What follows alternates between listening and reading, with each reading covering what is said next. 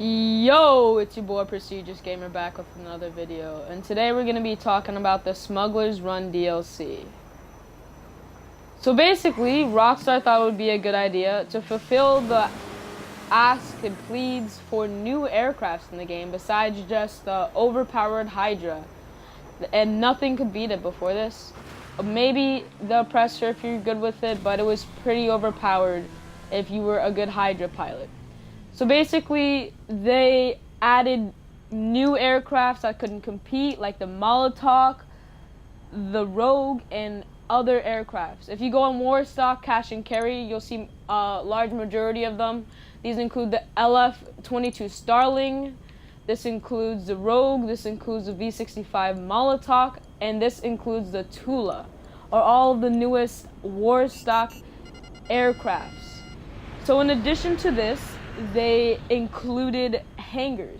So last DLC, the gun running DLC, we had these things called bunkers. And instead of bunkers, we now have hangars.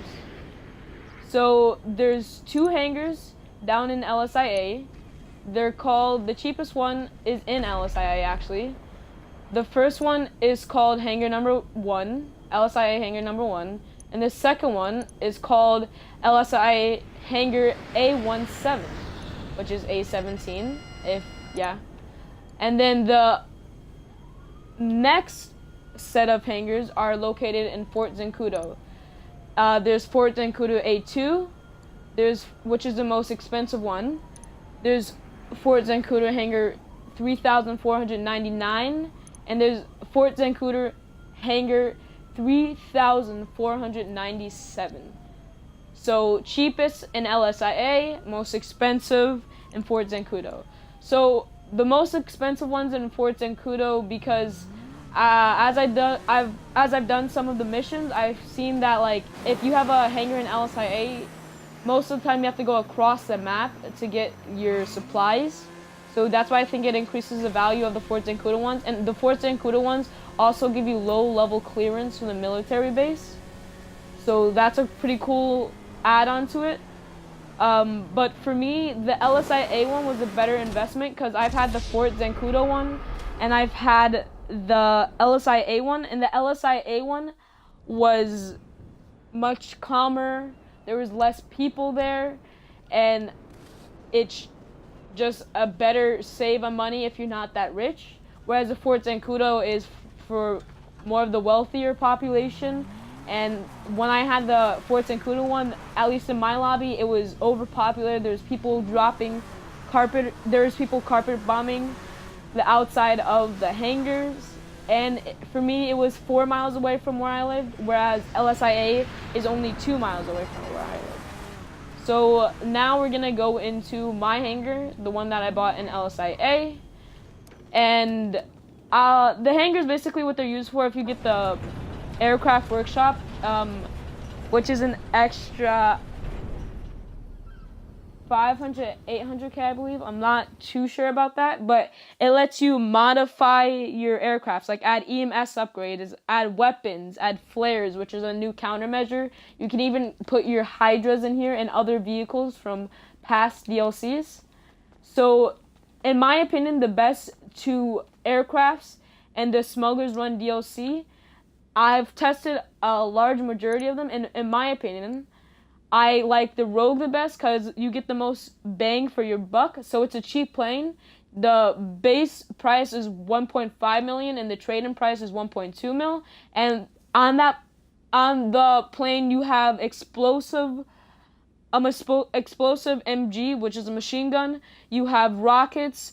You can drop bombs, and you have flares for countermeasure. And the second plane was a V-65 Molotov. And that's just because it's like an oppressor in the air. The fire rate of the V-65 Molotov is insane. But today's video, we're going to be focusing more on the Rogue. So I've customized it. I've added liveries through the workshop in my hangar. And so there's a lot to offer in the hangars for these new aircrafts. It's basically like if you had Los Santos, but for planes and helicopters and things like that. Rockstar has only released half of the things, So I'm gonna guess every Tuesday they're gonna release a new aircraft like they did in the last DLC with the vehicles. It makes the most sense. So yes, the Rogue does have explosive ammo, and it's like the Hydra. The fire rate of the Rogue's machine gun is a bit slower, but it's still gonna kill someone if you hit them with them. Then in addition to this, it has homing missiles. It's 2 burst homing missiles, just like the Hydra as well. So 1, 2, and then you have to wait. There's I don't know how long the timer is, 10 seconds or so, and then you can do it again. And then there's missiles coming off. And then in addition to that, if you hit on Xbox, if you hit hold right on the D-pad, you can open the trap door for the bombs, the bomb bay doors as the game refers to it as, and you can engage carpet bombing, which is when you hold A. So first you can hit B and you can see directly under you, and if you hold A, it just releases a burst of missiles like it's doing now. And then you could just do single fire if you're precise with them. But I prefer just to release a large majority at one point by carpet bombing. That's the most effective way, just in case you're not accurate. And in addition to this, which is very new to the game, is instead of having to do flips as if you were in a Hydra or another plane like the laser or a jet of some sort, in this DLC you can now have flares. So if you hit right on the D-pad, just tap it, it shoots 4 flares out. And these flares distract missiles that are locked onto you. So the missiles will be, I don't know how to, they're not gonna have, the missiles' attention aren't gonna be on you, it's gonna be on the flares. So basically you have a limited amount of those, and like I said, if you're getting chased and someone's shooting rockets, you can keep putting those out. There's a small timer on that for when you can get yours back.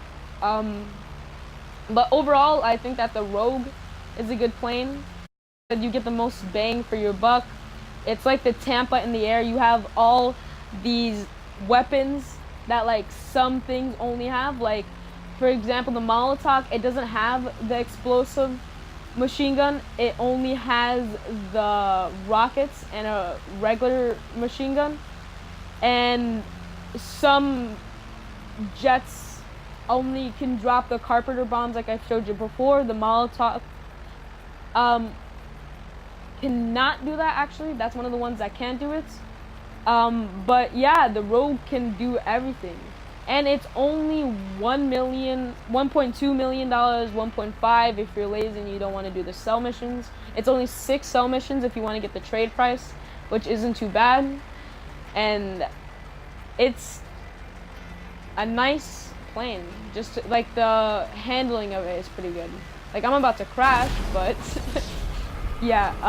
Tomorrow I'm gonna have some videos on the Molotov when I get that, and then I'm gonna try to do some griefing videos with these new aircrafts, see how I can mess with kids in the lobby.